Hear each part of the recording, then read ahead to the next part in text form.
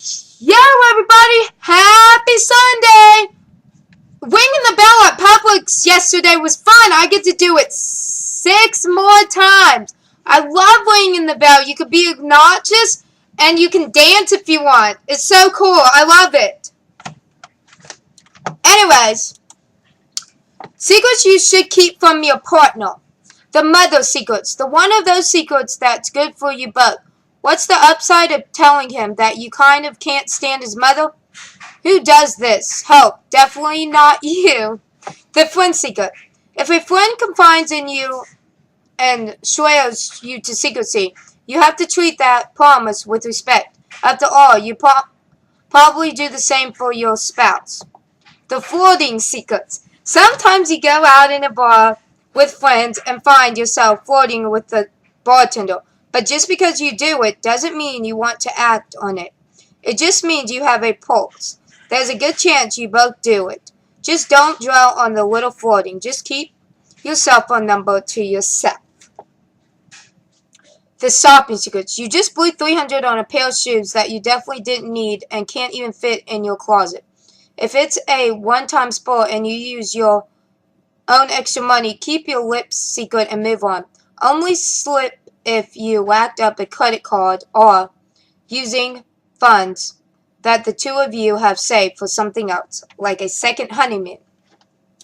Second honeymoon. Why would you go on a second honeymoon? I guess if you get remarried again, then you can go on a separate honeymoon. Or if you never had a good honeymoon in the first place, I guess people go. The ex secret.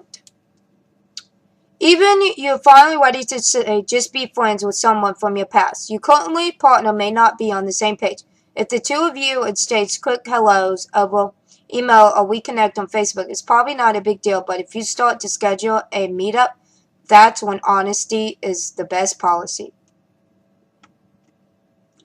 The snoop secret.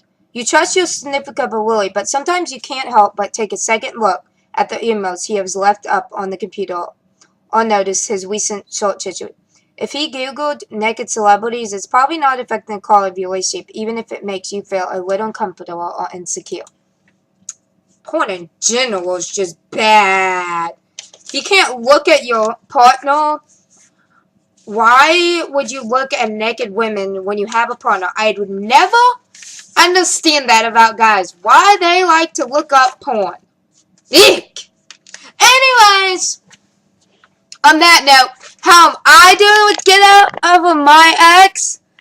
I'm kind of at the point where I can tell I'm like at the tip of the iceberg almost of him. I'm not quite there yet, but I know I'm getting very close. And oh, come on. 2 more pounds and I've reached my weight loss, guys. The hardest thing because the holidays are coming up and I really wanted to make the 2 pounds. But you know what? It's okay if I don't, because I just have a whole nother year to lose 2 more pounds.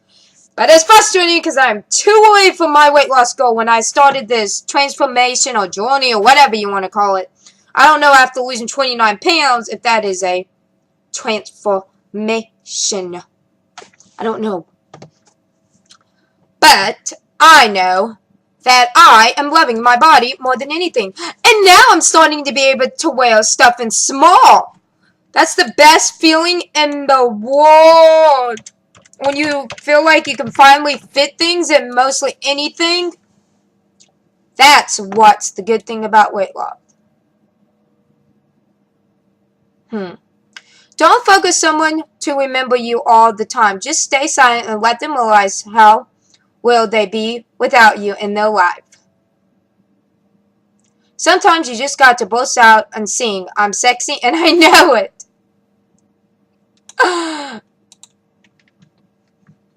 Every woman doesn't need a perfect man. All she needs is someone she can trust and who won't be cheated on her, physically or emotionally behind her back. Every woman needs a man who loves her immediately and will never play games with her heart. And last but not least, she needs a man who is willing to stay in a relationship with her faithfully for the rest of his life. Yeah, guys that don't play mind games. Never met one. I've never met a man that I dated that didn't want to play mind game. But I tell you the most mindfulest game that I've ever been played by a guy is my ex. The last one I dated. Oh my goodness. I've never been so manipulated and so than I was in my last relationship. Yeah.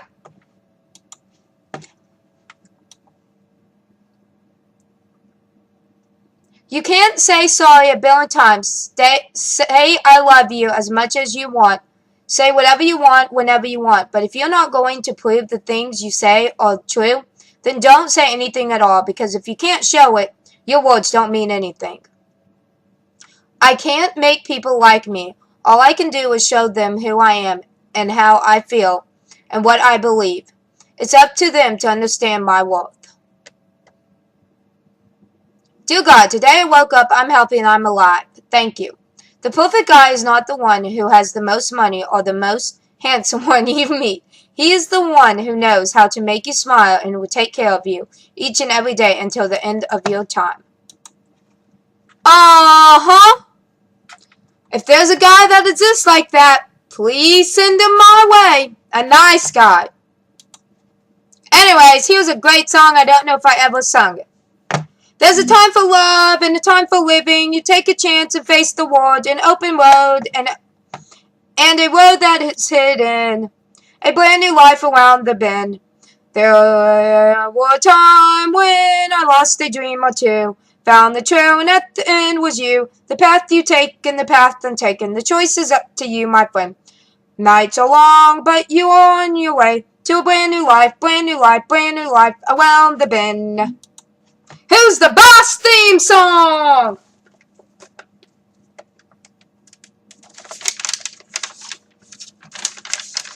Not to build an altar on the hill stones. Not to mourn the altar by step. Not to build the sanctuary. Not to remove the slaves from the arks. Not to kindle light in the sanctuary. That the breastplate should not be loose from the incense.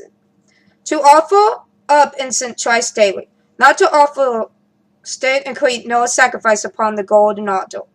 That the priest should wash his hands and feet at the time of service. That is part of the 613 laws of the Old Testament, called the Mitzvot. Mavazuzi? Courage with cold feet. With one King David, mighty man, he resumed was a fighter. He went down into a pit of snow day and killed a lion. That's what is called courage with cold feet. The greatest courage of all is showing courage in the face of a fear. Someone said courage is just fear that has said its prayers. When you know you have heard clearly from God, you are filled with faith in the moment. It puts stills in your spine. But then as you move out in faith, you encounter the lion of fear. What is this does work? What if I fail? What will people say? Suddenly you have an attack on this. What if? Mark Twain says, courage is resistant to fear. Mostly fear, not absent of fear. You have to decide whether you're going to become a war or a warrior.